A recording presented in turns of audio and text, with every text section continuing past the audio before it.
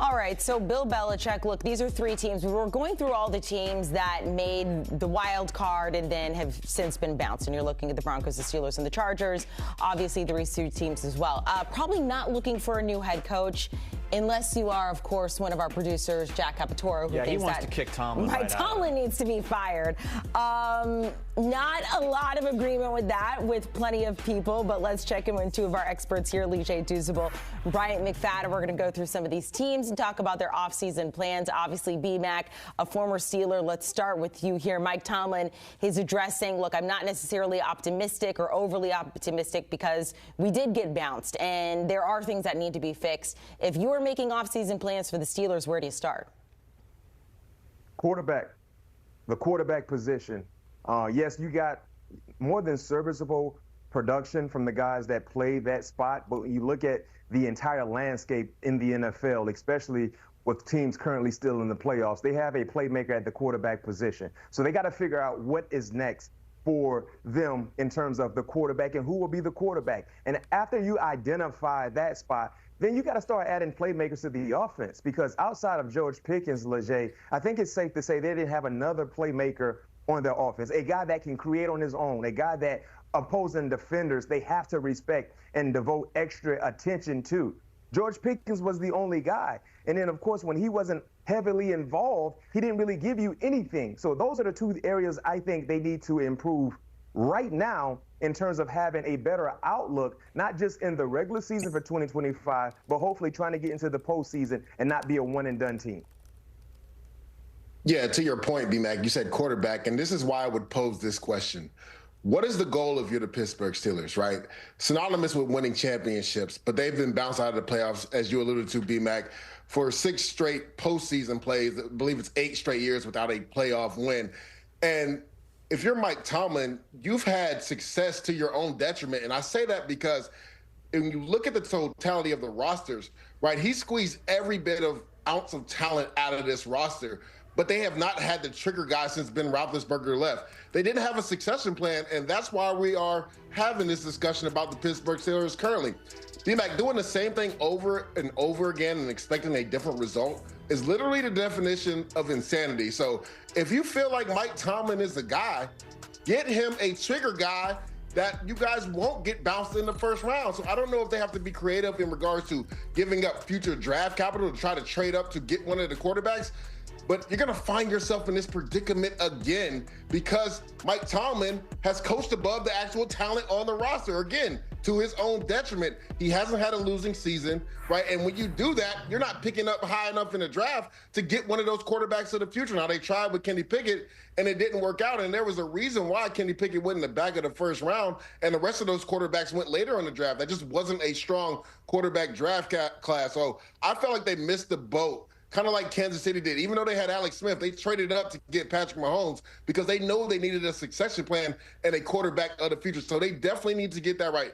Then the next thing is, B-Mac, when you find your quarterback, Pittsburgh is known to be a running football team, but they have not been consistent in doing that. Yes, Najee Harris has had 4 straight years of over 1,000 yards rushing, but when you look at it in totality, he's averaging less than 4 yards a carry. So it's hard to help a quarterback if you have no run game. So that is a big question mark. And then also the offensive line. Look at the 2 tackles. Roderick Jones has struggled. Troy Fautanu, they took in the first round. He was hurt. He struggled. They got to fix that offensive line, get a running game. But then my question is, what is the true goal for the Pittsburgh Steelers? Because they keep doing the same thing and expecting a different result. Lige with the long list for the Steelers. There are things maybe they need to fix this offseason. And it's sort of the similar thing when it comes to expecting the same result for the Chargers, because they get to the postseason and then you're like, oh, look, you're going up against the Texans. They haven't been playing well. And the Chargers, they pulled a Charger. And here we go. They're getting bounced again. I do think Jim Harbaugh was a good marriage. I think a lot of people will agree on that. Lige, what do you want to see with the Chargers? Yeah, first and foremost, they got to get a true number 1 for Justin Herbert. I love what I saw from Ladd McConkey, but he's a bona fide 2-way slot receiver. And Quentin Johnson has just not been consistent on the outside. So I think they need a true number 1. And then when you look at the defensive side of the ball, Joey Bosa could potentially be a cap casualty this year. Khalil Mack has kind of openly said he doesn't know what his future looks like. He's going to be a free agent. So I think they need to get some edge help, too, on the edge to pair with Thule, their other outside edge guy. And then J.K. Dobbins, right? finally showed that he could be healthy. Played 14 of 17 games, and then 15 if you add the playoff game, and had a career high 900 yards. When he was out of the lineup, B-Mac, the run game wasn't as effective, so they need to re-sign J.K. Dobbins. Yeah, right now I'm right there with you. My number one, improvement for the Chargers for the offseason is finding a number one target wide receiver for your quarterback in Justin Herbert. This is a team, I felt like they outkicked their coverage this season, and that was solely because of their head coach and how prepared they were week in and week out. But they lack talent. And because of that, they're only just an in-the-way team. They're like a speed bump in a residential area. You see it, but you're going to go straight over it, right? You don't really pay attention to it, and that's who the Chargers are currently. But if they add talent, just think about what you talked about with what Ladd McConkey did in his rookie year, having to become the number one during the season because they had no other option, and he lived up to the billing. But imagine if they can bring in a guy like T. Higgins, and you have Ladd McConkey along with the talent that they have in Justin Herbert being coached by Coach Harbaugh, or maybe a guy like Chris Godwin. You instantly improve your offense, which will help the defense just in case if you lose some of those key contributors that you mentioned, Leger. So that is the top priority for me,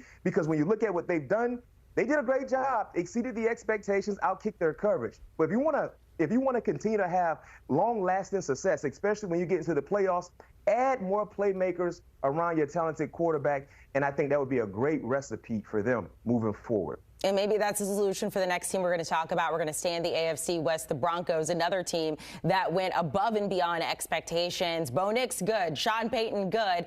B-Mac, where do you kind of shine up this team to get them over the hump for that next step?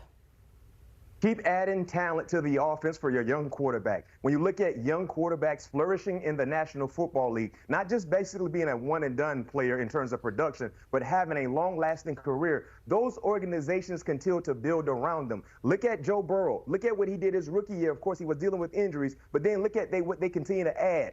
Jamar Chase. That is the name of the game to get the most out of a young quarterback. So for me, Denver, go find you a tight end. Go get a tight end. They had no production at the tight end position. Adam Troutman was their leading tight end receiver. And get this, Leger, he only had 13 receptions in 17 ball games. 13 receptions in 17 ball games. It's safe to say they were not attacking the seams. And that's usually where you see tight ends doing what? Most of their dirty work. But think about this draft right here. This might be the deepest tight end draft in the NFL that I've ever seen. You talk about high-level players that have really showcased the ability to be great receivers, not to mention real influential in the running game as well. Colston Loveland, Tyler Warren, the list can go on and on and on. You can easily find your big-name guy either late in the first round or second round that would instantly be a day one starter and improve your offense, but most importantly, help develop your young quarterback in Bo Nix. Yeah, B-Mac, we're on the same wavelength. They definitely got to get a tight end. For a quarterback, that's his safety blanket. Let's not forget when Sean Payton had Jimmy Graham, all the production he had in New Orleans. I think Bo Nix was really missing somebody he can lean on when he got in trouble in the middle of the field. And then on the defensive side, you got to shore up Nick Bonitto. He's a Defensive Player of the Year candidate, 13.5 sacks. This Broncos defense led the NFL in sacks. You don't allow players like that to play out their last year of the contract. You want to extend Nick Bonitto, because if you wait another year, that price tag can go up. So get a true tight end that could be a safety blanket for Bo Nix, and then extend Nick Bonitto.